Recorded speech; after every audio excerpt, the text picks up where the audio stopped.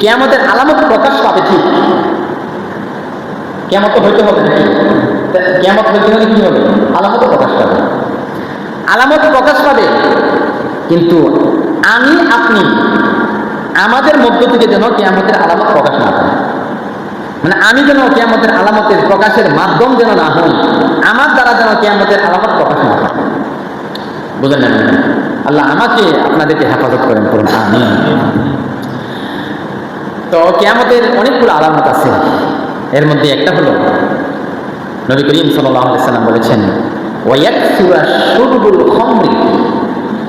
কিয়ামতের একটা আলামত হলো কিয়ামতের পূর্ব মুহূর্তে মদ পান বেড়ে যাবে। বলেন কি?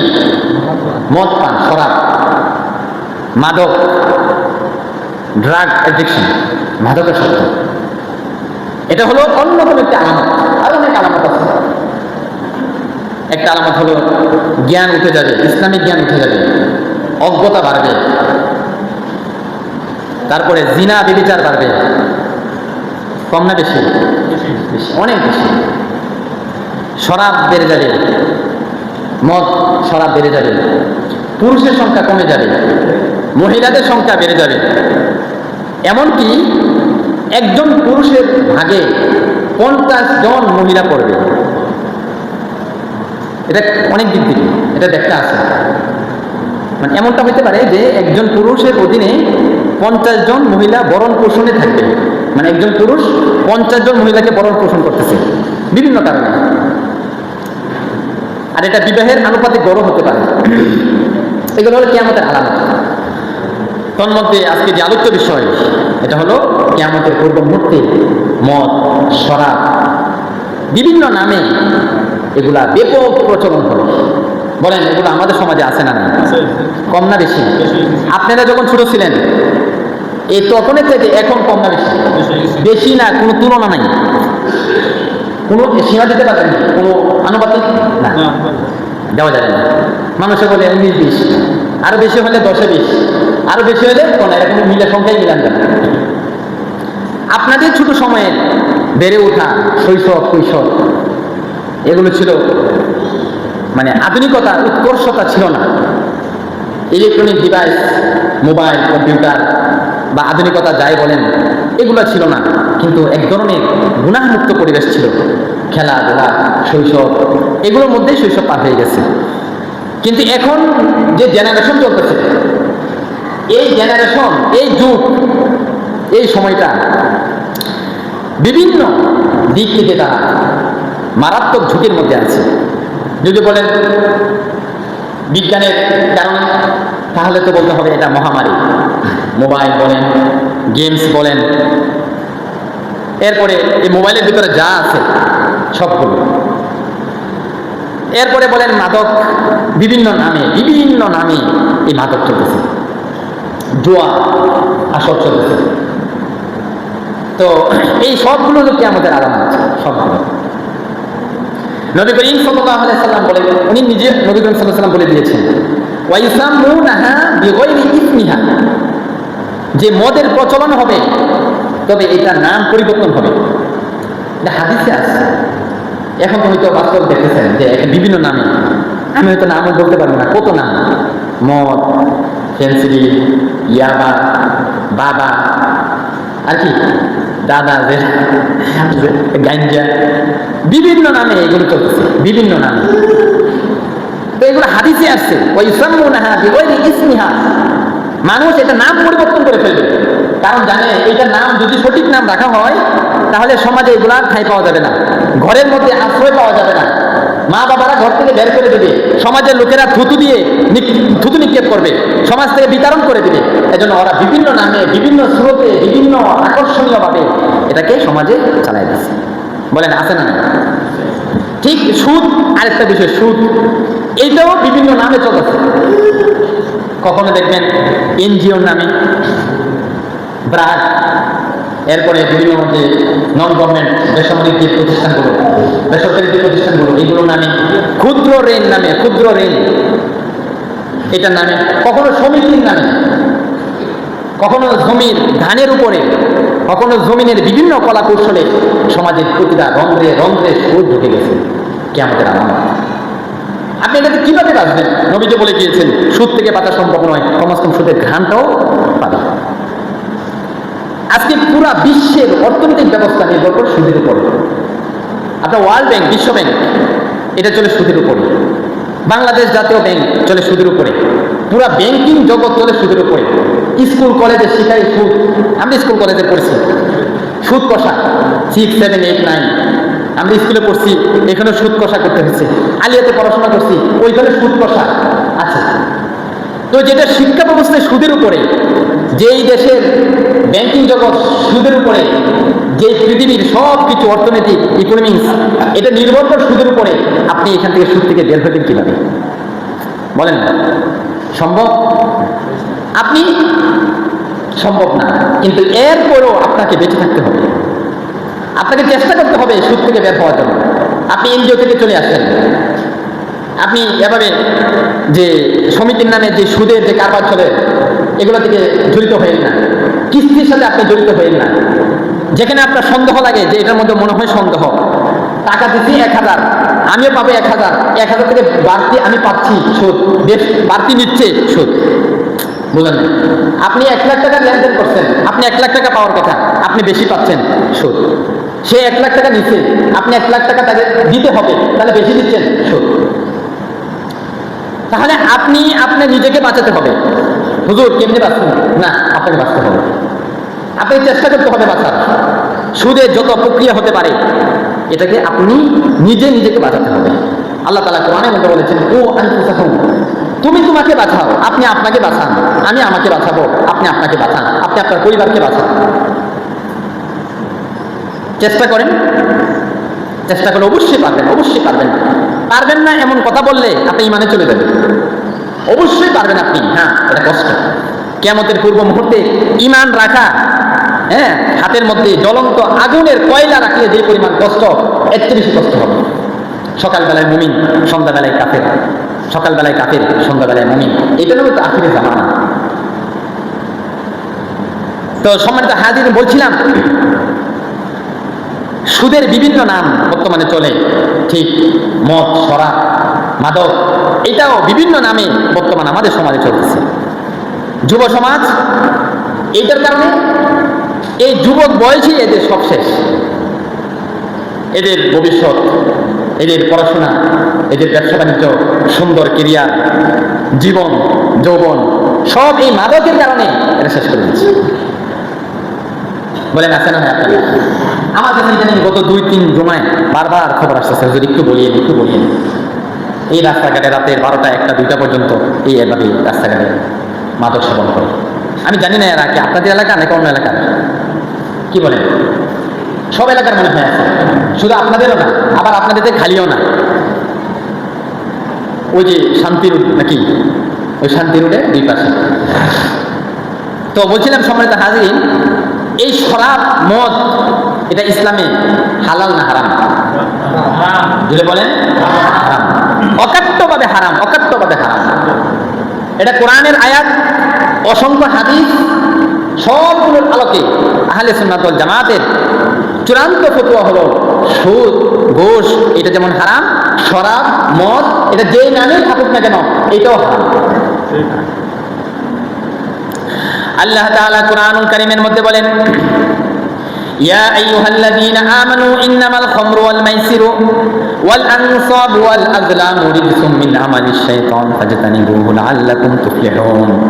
আল্লাহ তাআলা বলেন, হে ঈমানদারগণ, ইন্নামাল খামরু ওয়াল মাইসিরু, নিশ্চয়ই খমর, মদ, ওয়াল মাইসিরু জুয়া, ওয়াল আনসাবু, আনসাব মানে কি? আনসাব হলো হিন্দু যে তারা যে বেদি তৈরি করে, বেদি মানে যে উঁচু যে জায়গাটা তৈরি করে, ওটার মধ্যে অনেক পশু জবাই করে হিন্দুদের দেবতার নামে, উঁচু জায়গায় যে বলি বলে, ফাঁড়া বলি বা পশু বলি বলেন, এই যে বলি যে পশু এইগুলো। ওয়াল আজলামু, তীর নিক্ষেপ করে, যে সমাজের মধ্যে দেখবেন মেলার মধ্যে অনেক সময় তীর মেরে পণ্য নির্দিষ্ট করা হয় যে যেটা মধ্যে লাগবে এটা তার। ইসলামের প্রথম যুগে মদ এটা বৈধ ছিল, বুঝতে হবে। জাহিলি যুগের মানুষেরা প্রচুর পরিমাণ মদের মধ্যে অভ্যস্ত ছিল, মদ শরাব এগুলোর মধ্যে অভ্যস্ত ছিল, বেশি পরিমাণ অভ্যস্ত ছিল। তারা যে কোনো অনুষ্ঠানে মজলিসে একসাথে বসলে মদ খাইত, শরাব খাইত, নিজেরা বানাইতো খেজুরের এবং আঙ্গুরের মাধ্যমে তারা মদ বানাইত। খেজুর আঙ্গুর এগুলো ভিজালে মদ হয়ে যায়। বাংলা যে মদগুলো আছে পচা ভাত টাত, এই অবস্থা খারাপ। তো মদের যে বিধানটা, হারাম হওয়ার যে বিধানটা, এটা আল্লাহ তাআলা একসাথে নাযিল করে নেন, ধাপে ধাপে ধাপে ধাপে 4 ধাপে এই মদটাকে হারাম করা হয়েছে। কারণ একসাথে যদি বলে যেটা হারাম, তাহলে এটা ব্রেক হওয়ার সম্ভাবনা আছে। এজন্য প্রথম আস্তে আস্তে আস্তে আস্তে করে, আমি বয়ান সংক্ষিপ্ত করার জন্য বলতেছি না আর কি। তো মদের বিষয়টা আস্তে আস্তে হারাম হয়েছে। সর্বশেষ আল্লাহ তাআলা এই আয়াতটা নাযিল করছেন যে মদ, জুয়া, আনসাব, আজলাম এগুলো শয়তানের কাজ, এগুলো থেকে তোমরা চূড়ান্তভাবে বিরত থাকো, লাআল্লাকুম তুফলিহুন, তাহলে তোমরা সফল হতে পারবে। তাহলে সম্মানিত হাজিরিন, বলছিলাম মদ, শরাব এগুলো শয়তানের পক্ষ থেকে, জুয়া মারাত্মক ধরনের বদভ্যাস, মারাত্মক ধরনের। আমি গতকাল বাড়ি থেকে আসতেছি, গতকাল আমি কিশোরগঞ্জ থেকে কুমিল্লাতে আসতেছি। বাড়ি থেকে যে অটোতে উঠছি, এই অটোওয়ালা বলতেছে যে আমার 3-4 ভাই সুন্দর মতো চলতেছিল, আমি বিদেশে ছিলাম 17 বছর, আমার সবার বড় ভাই উনি পুরা সংসারটাকে নষ্ট করে দিচ্ছে। উনি জুয়া খেলতে খেলতে খেলতে খেলতে পুরা জমি জামা সব শেষ করে দিচ্ছে, কিন্তু কিছুই হয়নি, পাই নাই, কিছুই পাই না। অনেক সময় জুয়া করে দেখবেন, জুয়া খেলতে খেলতে বউরে সহ দিয়ে দেয়, বউ বন্ধক দিয়ে দেয়, জমি জমা তো শেষই, লাখ পর্যন্ত যাও একটা ছিল তাও শেষ। এগুলোর মধ্যে তো কিছুই নেই। সরকারিভাবে আবার এগুলো লাইসেন্স আছে, ক্যাসিনো আছে কিনা, ক্যাসিনো, জুয়া কি বলবেন, যেই দেশ সরকারিভাবে মদের লাইসেন্স, ট্রেড লাইসেন্স, মদের লাইসেন্স। তো যে দেশে জুয়ার জন্য লাইসেন্স দেওয়া হয় সরকারিভাবে, মদের লাইসেন্স দেওয়া হয়, আপনি এই গভর্নমেন্ট থেকে কি আশা করেন? ইসলামের বিধানের ক্ষেত্রে তারা কোনোদিন আগ্রহ দেখায় না, আন্দোলন করেও পাওয়া যায় না। আর যেগুলোর কোনো আন্দোলন নাই, সমাজের ক্ষতি, রাষ্ট্রীয় ক্ষতি, মালি ক্ষতি, ইমানের ক্ষতি, ওইগুলো তারা আপসে লাইসেন্স দিয়ে দিচ্ছে। আর আপনি জানেন একটা বিধান, ইসলামী বিধান, 14 বছর আপনার বেতন নেন, এবার যে সরকারি আসে আপনি এগুলো পাবেন না। কোরআনকে অপমান করা হয়, আপনি এগুলো বললে লাভ হবে না। রসুলকে অপমান করা হয়, লাভ হবে না। আল্লাহকে অবমাননা করা হয়, আন্দোলন করে লাভ হবে না। কারণ তারা চলে না, তাদেরকে চালায়। এজন্য জুয়া এটা সব দিক থেকে ক্ষতি, মদ পুরো সব দিক থেকে ক্ষতি। মদের ব্যাপারে আল্লাহ তাআলা বলেন, নবী করিম সাল্লাল্লাহু আলাইহি সাল্লাম বলেছেন যে ফাইন্নাহা রাসু কুল্লি ফাহিশাতিন, মদ এটা সমস্ত অশ্লীলতার মূল। এই মদ, শরাব সমস্ত অশ্লীলতার মূল, এখান থেকে বাকিটা শুরু হয়। আপনি এটা থেকে কিভাবে বাঁচবেন? এটা থেকে আপনারা যুব সমাজকে বাঁচানো দরকার। যেভাবে তারা এই মদের মধ্যে, শরাবের মধ্যে তারা লিপ্ত হয়ে যাচ্ছে, এই আগামী প্রজন্ম এটা তো পুরোটা ধ্বংস হয়ে যাবে। গেমসের কারণে, গেমস যে জিনিসটা, গেমস মোবাইল, এখন দেখতেছি এটা প্রত্যেক বাড়িতে বাড়িতে ঢুকে গেছে। বাচ্চারা এই মোবাইল ছাড়া ভাত খায় না। এরপরে মা যারা আছে ওনারাও দেখছি যে মোবাইলটা দিয়ে রাখে, দেখতেছে তো দেখতেছে, মাও দেখে, ফুতেও দেখে।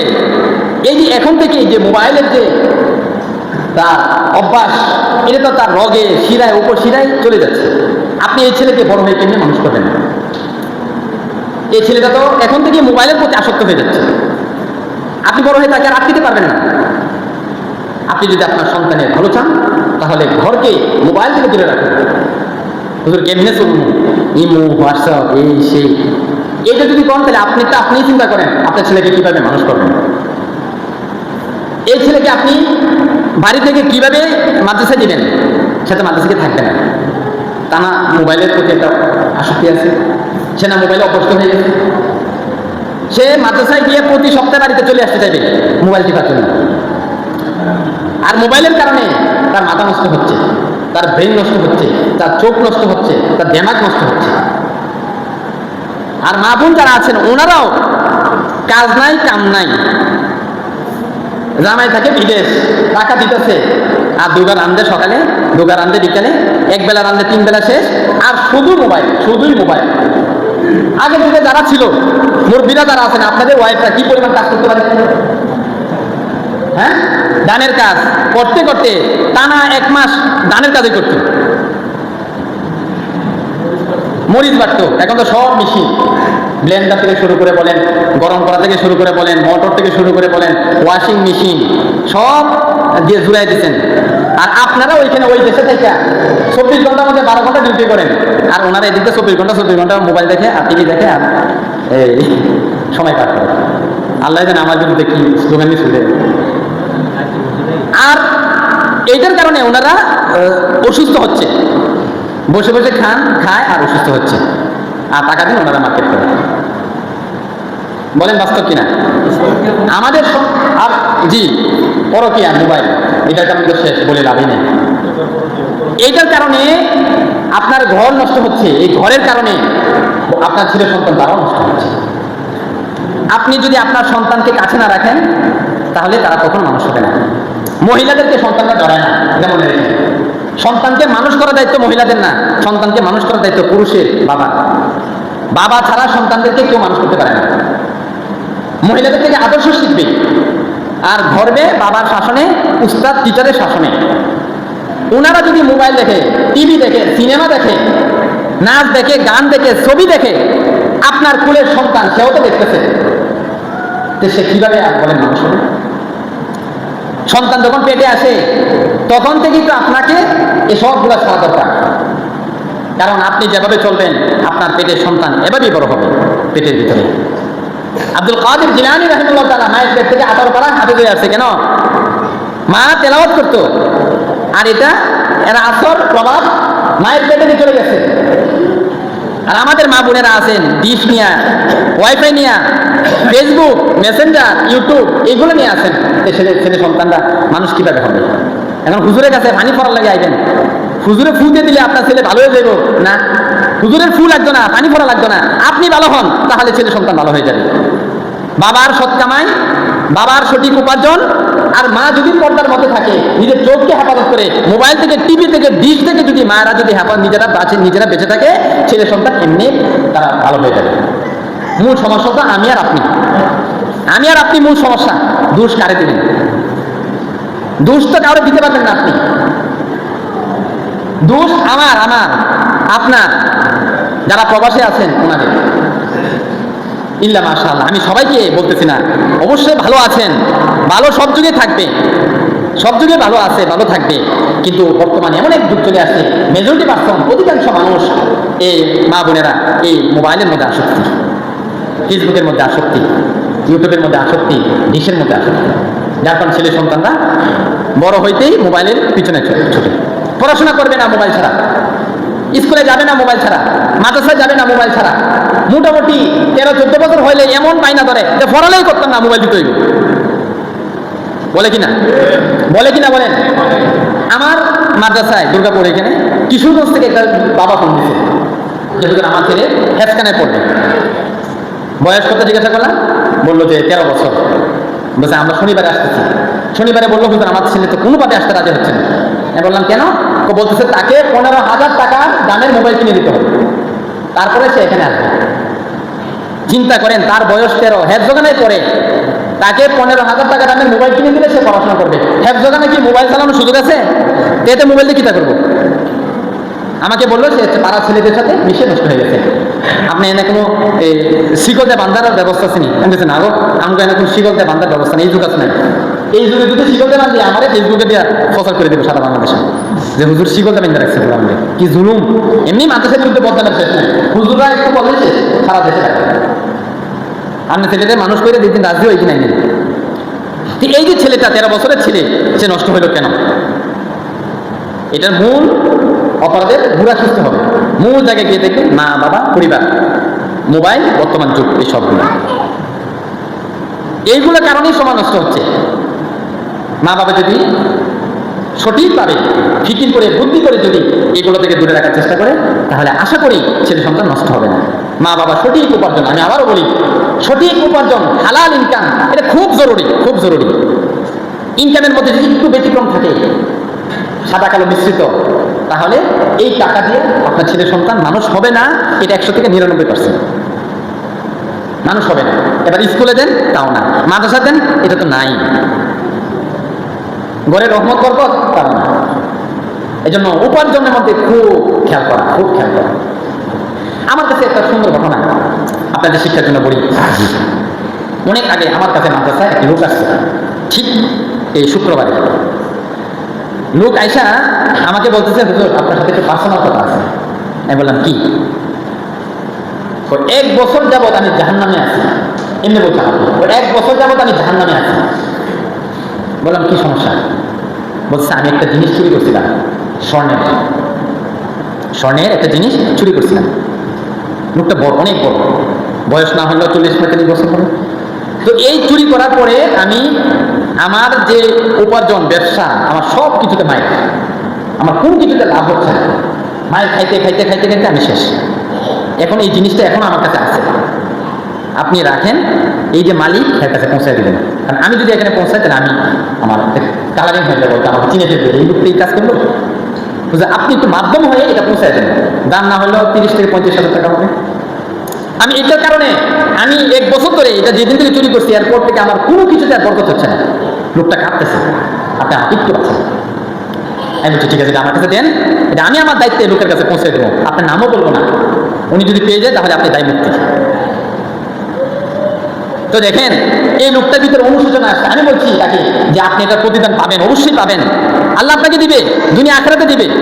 বাকি আখেরাতে কঠিন শাস্তি থেকে আপনি দুনিয়ার হয়তো 30,000 টাকার লোকটা আপনি ছেড়ে দিলেন, দুনিয়াও বেঁচে গেল, দুনিয়াও আপনি পার পেয়ে গেলেন, আখেরাতে আপনি পার পেয়ে গেলেন। তো বলছিলাম, ছেলে সন্তান মানুষ করার জন্য আপনার উপার্জন একেবারেই সঠিক করেন। আপনি যাই করেন, ইনকাম, আপনি উপার্জন যাই করেন, রিক্সা চালান, সমস্যা নাই।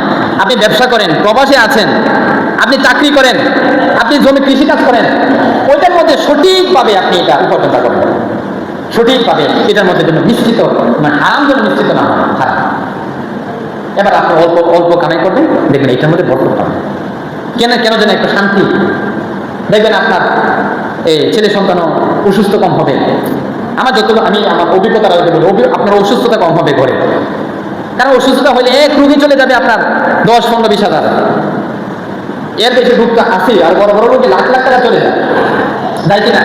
তাহলে আপনি হারামের কোটি কোটি টাকা কামাইলেন, আবার রোগে সব শেষ হয়ে যাচ্ছে।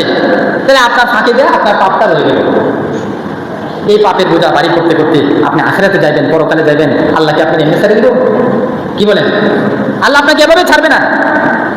আখিরাতে আপনাকে এগুলো দিতে হবে। নামাজের জন্য আপনার কাছে আল্লাহর কাছে কান্নাকাটি করেন, আল্লাহ মাফ করে দিবেন। কিন্তু আরেকজনের হক নষ্ট করলে এটা বান্দা মাফ করা ছাড়া আল্লাহ মাফ করবে না। আখিরাতে আপনি কি দিবেন? আখিরাতে দেওয়া যাবে কিছু? আমল ছাড়া কিছু দিতে পারবেন না, আমল ছাড়া কিছু দিতে পারবেন না। আপনি কষ্ট করে আমল নিয়ে গেছেন, এবার ওই লোকটা হাজির, ভাই আমার টাকা দাও। তো এখন তো টাকা পয়সা নাই, কি দিবেন? সে বলবে ঠিক আছে, নেক দাও, তোমার নেকগুলো ওকে দিয়ে দাও। এবার আপনি আপনার নেক দিয়ে দিলেন, এবার নেক দিতে দিতে সব শেষ, এবার কি দিবেন? এবার তো দেওয়ারও কিছু নাই। এবার বলা হবে যে ওই লোকের গুণাগুলা তুমি নিয়ে নাও। এবার ওই লোকের গুণাগুলো আপনার মাথার উপরে চাপিয়ে দেওয়া হবে। যা নেক ছিল তাও গেছে, আরেকজনের গুণাগুলো আপনার মাথায় চলে আসছে। নাউজুবিল্লাহ। তাহলে সম্মানিত হাজিরিন, বলছিলাম যে আপনার কামাই, আপনার উপার্জন, এগুলোর জন্য 100% সঠিক জন্য হবে। আরেকজনের মাইরা কতদিন খাবে? চুরের বাড়িতে বিল্ডিং ওঠে না, যে আত্মসাৎ করে টাকা যেভাবে হোক অন্যায়ভাবে কামাই করে, হারাম তরিকায় উপার্জন করে, এই যে টাকা পয়সার মধ্যে বরকত পাবেন না। মনে হবে যেন অনেক কিছু করছে, হ্যাঁ, জমি কিনছে, বিল্ডিং করছে, এই করছে, সেই করছে। দেখবেন আপনার উনি জীবদ্দশায় বাঁচে থাকতে থাকতে এই সব শেষ। ঘর একটা রয়েছে, বিল্ডিং, এই ঘরের ভিতরে শান্তি বলতে কিচ্ছু নাই, শান্তি বলতে কিছুই নাই। ঘরেরটা করে রাখলে থাকবো নাকি? ঘরের ভিতরে সোফা আছে, এসি আছে, হ্যাঁ, ফ্রিজ আছে, এরপরে ওভেন আছে, ওয়াশিং মেশিন আছে, সব আছে। যেটা টাকা দরকার ছিল শান্তি, ওইটাই। কিন্তু ঘরের ভিতরে কিছুই নাই, করে ঘর, হ্যাঁ, দিনের বেলায় বৃষ্টি হলে বৃষ্টি পড়ে, চাঁদ দেখা যায় রাতের বেলা, কিন্তু ঘরের মধ্যে শান্তি। সব কিছু থাকবে যদি কামাই সঠিক তরিকায় যদি হয়। এই জন্য আপনাদের উপার্জন, যেটা দিয়ে আপনি চলবেন, যেটা দিয়ে আপনার পেট ভরবেন, আপনার বিবির পেট ভরবেন, ছেলে সন্তানকে আপনি চালাবেন, ওই কামের মধ্যে যেন হারামের মিশ্রণ যেন না থাকে। পারবো তো ইনশাআল্লাহ? তাহলে দেখবেন আল্লাহর কাছে দোয়া করেন, যাই দোয়া করবেন তাই কবুল হবে। হাদিসের মধ্যে আসছে যে এক লোক মসজিদে নবীর ভিতরে আসা অনেক দোয়া করতে আল্লাহ কাছে, আল্লাহ ওইটা দাও ওইটা দাও ওইটা দাও। নবীজি বলছেন তার দোয়া কবুল হবে না। কেন? তার উপার্জন হারাম, তার টাকা হারাম, তার খানা হারাম, তার পানি হারাম, তার পোশাক হারামের টাকা, কবুল কিভাবে হবে? হজ করলে কিন্তু হজ তো করে, হজ করলে কি হইব নাকি? কত কাফের মুশরিক তো মক্কা মদিনায় ঘুরে। তো হ্যাঁ দেখবেন যে পড়তেছে, নামাজ পড়তেছে, কিন্তু কবুল হওয়াটা এটা অনেক কঠিন ব্যাপার। কবুল হতে হলে আপনাকে প্রথমে আপনার উপার্জন এগুলো হালাল হতে হবে, আপনার ব্লাড পিওর হতে হবে, আপনার এই পোশাক পিওর হতে হবে। বুঝলেন? এখন তো করে লেছে, কিতা করবেন? কি করবেন মানে? তওবা করেন। আপনি আল্লাহর কাছে তওবা করেন। ইন্নাল্লাহা ইয়াকবালু তাওবাতাল আবদি মা লাম ইউগরগির। আপনি মৃত্যুর যন্ত্রণা শুরু হওয়ার আগ পর্যন্ত তওবার দরজা খোলা আছে। উল্টা শ্বাস না, মৃত্যুর আগে উল্টা শ্বাস, এই উল্টা শ্বাস ওঠার আগ পর্যন্ত বান্দা যদি তওবা করে তার তওবা আল্লাহ কবুল করবেন। এবার বান্দার গুনাহ আকাশ পরিমাণ হয়ে গেছে, তাহদিমিস সামা, এরপরে আল্লাহ তাআলা তার গুনাহগুলো মাফ করে দিবেন। যেগুলো আল্লাহ সম্পর্কিত এগুলো আল্লাহর কাছে তওবা করেন, যেগুলো মানুষ সম্পর্কিত এগুলো মানুষের কাছে বলেন, যেভাবে হোক বলেন, সরাসরি দিয়ে বলেন, মাধ্যমে বলেন, অন্য কারো মাধ্যমে বলেন, এটা থেকে আপনি মুক্ত হয়ে যাবেন। কয় টাকা না, 10 টাকা 20 টাকা 50 টাকা, হ্যাঁ 1 লাখ 2 লাখ, সমস্যা কি? দিয়ে দেন না, আখিরাতে বেঁচে যাবেন। কবরে হিসাব করেন, কবরে কি জবাব দিবেন, কবরের আযাবের ভয় করেন, হাসরের ময়দানে হিসাবের ভয় করেন। সবার সামনে আপনার অপরাধ প্রকাশ পেয়ে যাবে। এখন হয়তো 1-2 জন জানবে, তখন তো কোটি কোটি মানুষ অপরাধ জেনে ফেলবে। এই জন্য আপনার আমার উপার্জন জানাই যেন সঠিক করে কাজে না হয়। আমার মূল বিষয় আলোচনা করতে পারলাম না। শরাব সম্পর্কে, মদ, শরাব এটা মারাত্মক মারাত্মক অপরাধ, মারাত্মক অপরাধ। হাদিসের মধ্যে নবী করিম সাল্লাল্লাহু আলাইহি সাল্লাম বলেছেন, লা ইয়াদখুলুল জান্নাতা মুদমিনুল খামরি। যে ব্যক্তি মদ খায় আল্লাহ তাআলা তাকে জান্নাতে প্রবেশ করাবেন না। যে মদ খায়, যে শরাব খায়, যে গাঁজা খায়, যে ফেনসিডিল খায়, যে বাবা খায়, সে জান্নাতে যাবে না, সে জান্নাতে যাবে না। তার সব শেষ হয়ে যাবে, তার স্বাস্থ্য শেষ হবে, তার ব্রেন শেষ হবে, তার আকল শেষ হবে, তার চোখ শেষ হবে, তার যৌবন শেষ হবে, মান সম্মান সব শেষ, তার কেরিয়ার শেষ, তার লাইফ শেষ, তার পড়াশোনা শেষ, সব শেষ। সাময়িক সুখ, সাময়িক একটু শক্তি আসে, কিন্তু আপনার ভিতরে যা ভার্স আছে সব নষ্ট হয়ে যায়। এজন্য আমার কলিজার টুকরা যুবক ভাইয়েরা, আপনাদের হাতে ধরে বলি, পায়ে ধরে বলি, এই শরাব থেকে, এই মাদক থেকে, এই নেশা জাতীয় থেকে, এই মোবাইল থেকে, মোবাইলের গেমস থেকে আল্লাহর রাস্তে দূরে থাকেন, আল্লাহর রাস্তে দূরে থাকেন। আপনারা যারা আছেন, আপনারা আপনাদের ছেলে সন্তানদেরকে কাছে রাখেন, শাসনের মধ্যে রাখেন। হাদিসের মধ্যে আসছে, ছেলে সন্তানদের থেকে শাসনের লাঠি না সরানো। ঘরের মধ্যে লাঠি রাখা সুন্নাত। কোন লাঠি? ওই যে গরুর এই লাঠি নাই, ওই যে এটা না, আরো বড় লাঠি লাগবে ছেলে সন্তানকে শাসনের জন্য। তাহলে দেখবেন সন্তান মানুষ হবে। আল্লাহ তাআলা আমাকে আমাদেরকে হেফাজত করেন, যুবক ভাই যারা আছে তাদেরকে ইসলামের জন্য কবুল করেন, দ্বীনের জন্য কবুল করেন। মদ, শরাব, অশ্লীলতা, বেহায়াপনা থেকে আল্লাহ তাআলা আমাকে আমাদেরকে যুবক ভাইদেরকে হেফাজত করেন। করুন আমিন। ওয়া আখিরু দাওয়ানা আলহামদুলিল্লাহ।